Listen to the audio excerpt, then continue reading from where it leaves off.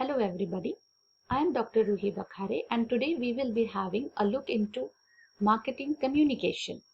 In this session, we will be including what we exactly mean by marketing communication, functional areas of communication and communication process. To begin with, the term communication, it means exchange of information through a common system of symbols, signs or behavior. Here are certain examples of sign or symbols.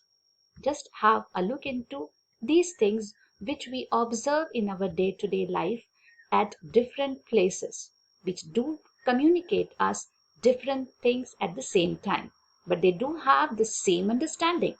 Here, marketing communication offers solution to the following questions. Why shall the product be used? How can the product be used? Who can use the product? Where can the product be used? And ultimately, when can the product be used? If we want to have a look into the objectives of communication, the first and the foremost objective of marketing communication is to inform the target audience, the people whom you intend to communicate. But it has to be in specific way. When we are informing the customer, it should be either about the product launch phase or it should be information about the explanation of the product's feature. This is the first objective.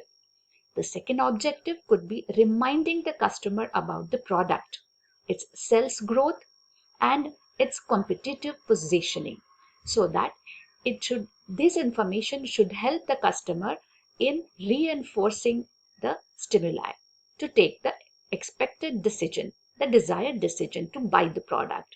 And finally, persuading the customer.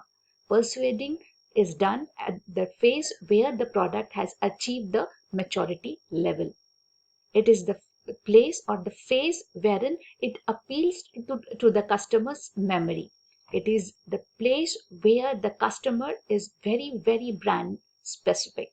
So these are the three basic objectives of marketing communication, which is once again informing, reminding, and persuading.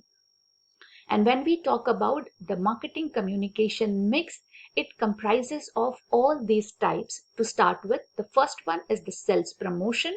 Another communication is about the events or experiences which customers are going to have. The PR and publicity. PR is the public relation and publicity of the product. The direct marketing, the direct approach to the customer.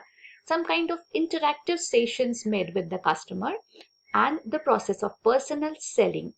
And finally, the marketing communication mix also includes the advertising part. The instrument with the help of which the communication is done could be advertising, it could be sales promotion, the personal relationship establishment, direct marketing, exhibitions, organizing certain exhibitions where there will be number of footfall of the customer and the salesperson will be in a position to have one-to-one interaction with the customer and develop a rapport. It could be creating corporate image, personal selling wherein again the direct interaction with the customer is involved, some kind of sponsorship activity, some kind of special packaging adopted for specific category of the product. It could be the point of sales materials which attracts the customer, word of mouth publicity, internet publicity, and product placement. Here is the quick process of communication, that is marketing communication. When we look at this particular diagram, we can see that there on one hand there is a sender, on another hand there is a receiver.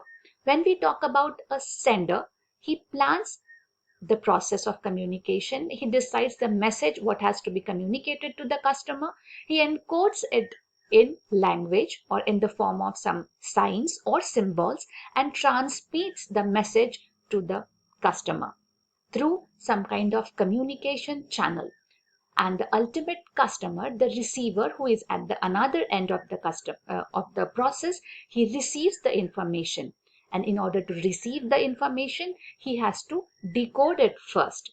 After decoding, he tries to interpret the signs, the symbols which he has received in the form of message from the sender in his own language, and he tried to understand it according to his experiences, learnings, and memories. During this process of sending and receiving the information, there has to have a feedback system, because without the feedback, the sender will not understand that whether the message has been received in a proper way by the receiver, who is on the other hand.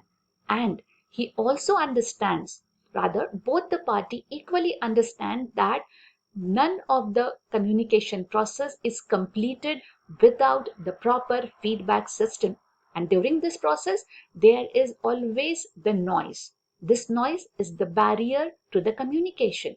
It could be in any form. Barrier could be interruptions in the in the transmission of the message, interruptions in the form of some kind of social disturbances, interruptions in the form of different kind of advertising which are coming up in between the communication process. Interruptions or barriers could also be the old experiences or memory of the receiver, who is actually creating hurdle in the decision making process. And from all these different kind of barrier, a customer has to pass on, and he has to arrive at a particular decision whether to buy a product or not to buy the product. So this was all about the entire communication process. That's all with this lecture, wherein we have tried to understand the concept of marketing communication, the different things which are involved, or the different tools which are involved in the communication process, and the most important part, the process of marketing communication. That's all for now. Thank you very much.